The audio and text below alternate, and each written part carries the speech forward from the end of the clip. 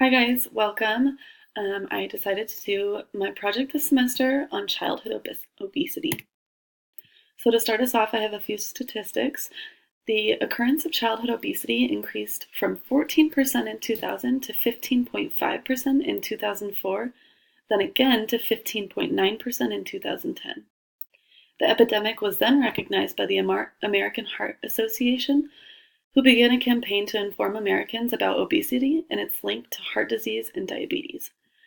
This campaign helped lower the prevalence from 15.9% in 2010 to 14.5% in 2014.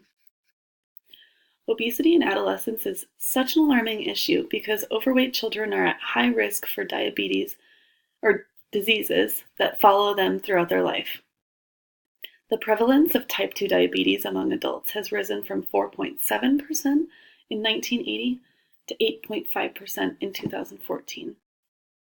In 2016, 3.7 million Americans died due to diabetes and high blood glucose.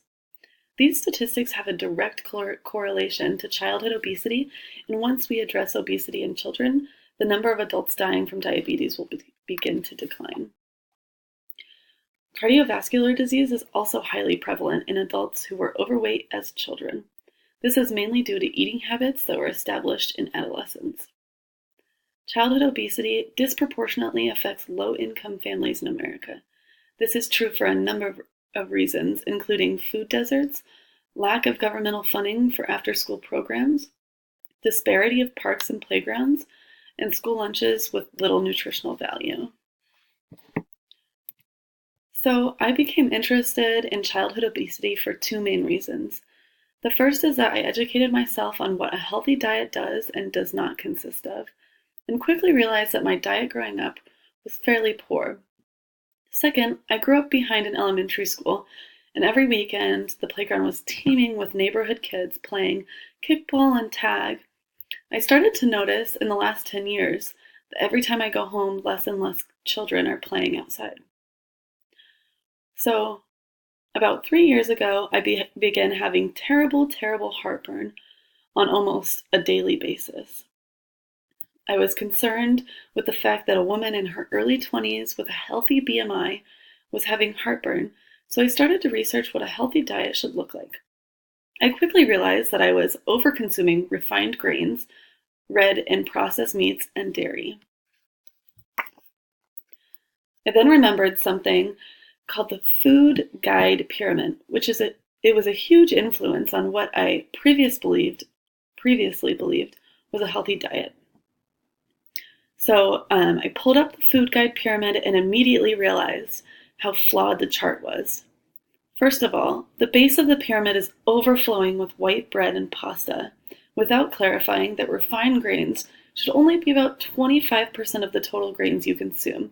The rest should be whole grains. Secondly, the chart groups red meats, which are not to be consumed on a frequent basis, with healthy proteins like beans, nuts, and fish. Lastly, the pyramid recommends more dairy than is necessary in our diet and fails to clarify that plant oils like avocados and olive oil are a more responsible choice when compared to butter or animal fats, which can worsen blood cholesterol profiles. Ultimately, I realized that what I believed was a healthy way of eating was largely based on this pyramid and was established during childhood. My diet was not abnormal in any way, even when comparing it to most adults I know living in Colorado, which is consistently a healthy state. If we are able to set kids up with a good foundation on how to eat balanced and nutritious meals, this will follow them into adulthood. So next we're going to talk about physical activity. One study found that children are getting about 233 minutes of physical activity per week when compared to the 420 that is recommended by the American Heart Association.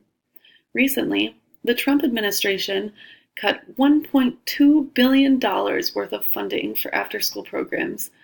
The kids that this is affecting the most is, of course, children of low socioeconomic families.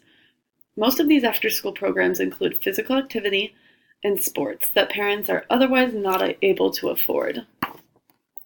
This not only affects the child's physical health, but these programs are also shown to improve overall test scores and sociability of the children.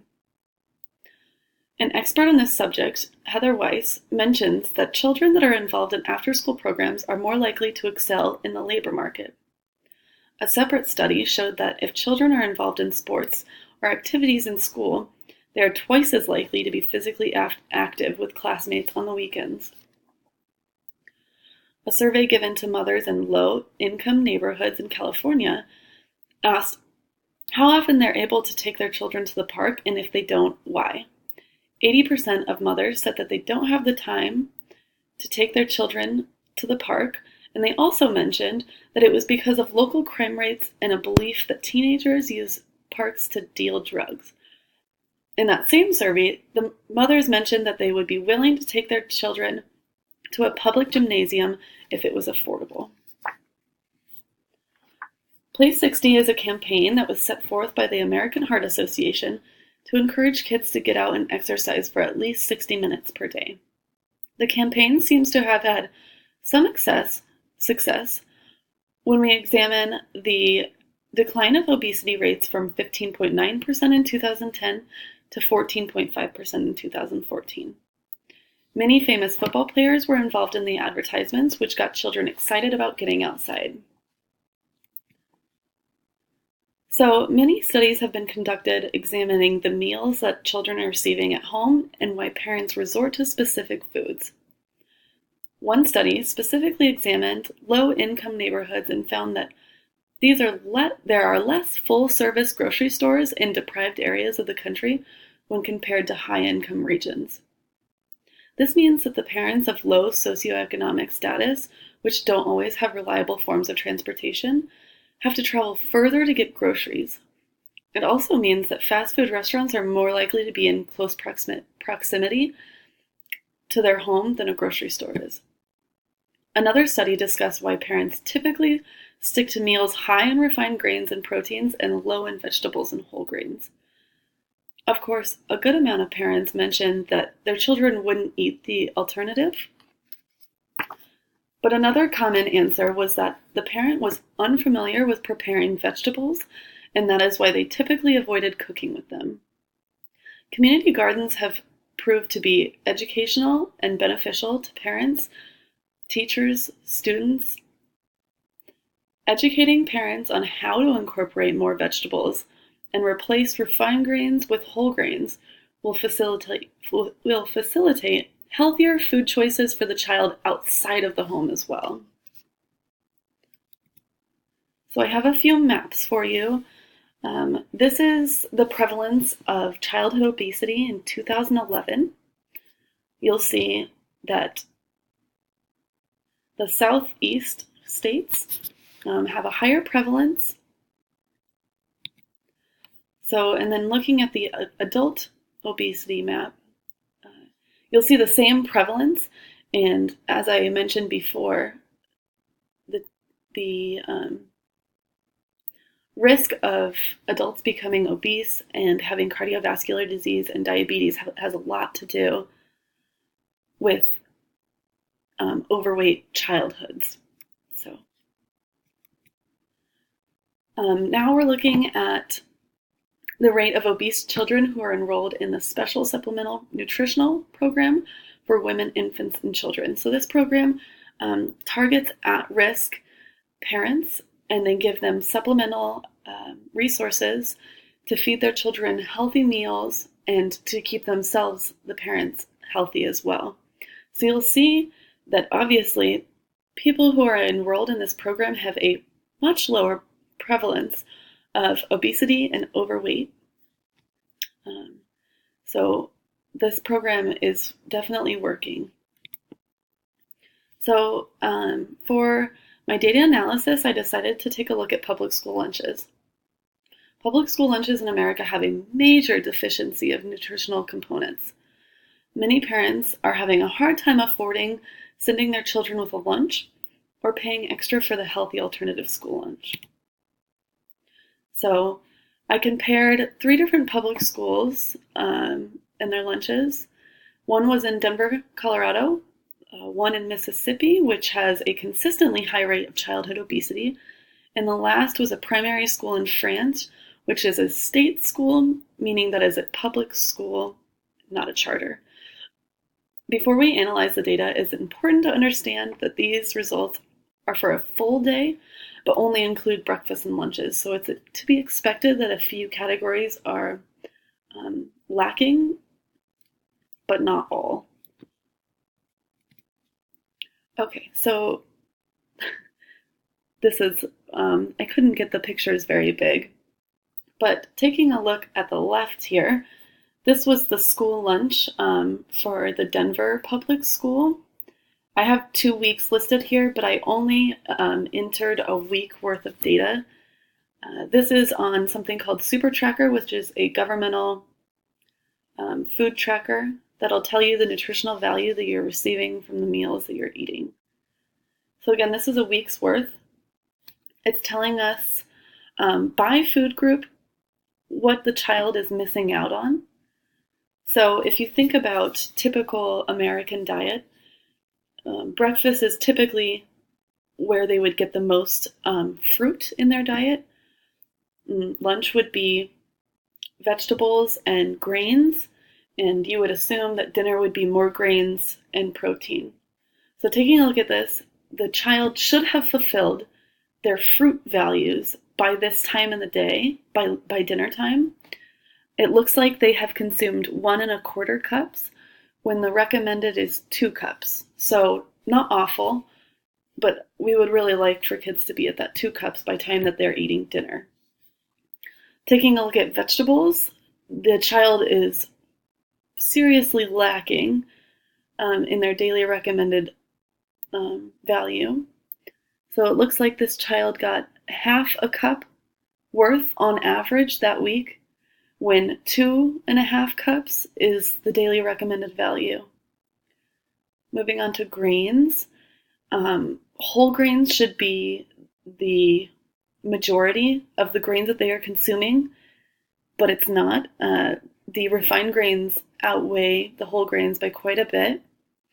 They, on average, were eating 3½ ounces when compared to 6 ounces, which is the daily recommended value.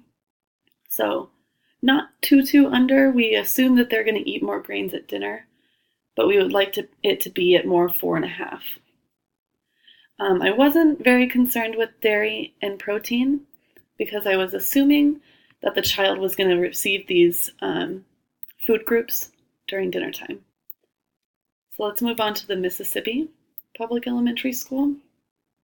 So again, I have a week's worth of entrees here on the side. I also computed, it's not shown here, but I also computed the breakfasts that this school had listed on their website. So the vegetables is the biggest concern when we're looking at food groups here. On average, this child only consumed 1/4 cup of vegetables for breakfast and lunch. So that would mean that the parent would have to make up for 2¼ cup vegetables at dinner, which is highly unlikely. Also, the child is over on refined grains, which is not good. When children overconsume grains, it's computed the excess of carbohydrates is computed into adipose because the body doesn't need that many carbohydrates.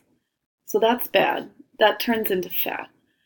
The fruits is also extremely concerning.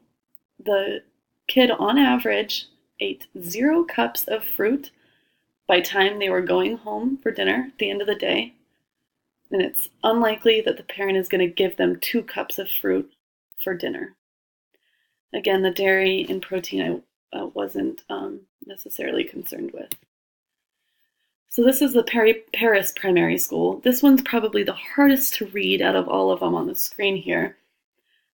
But if you were able to read it, it has a huge difference right off the bat. For example, each day the child is starting off with a salad of some kind, moving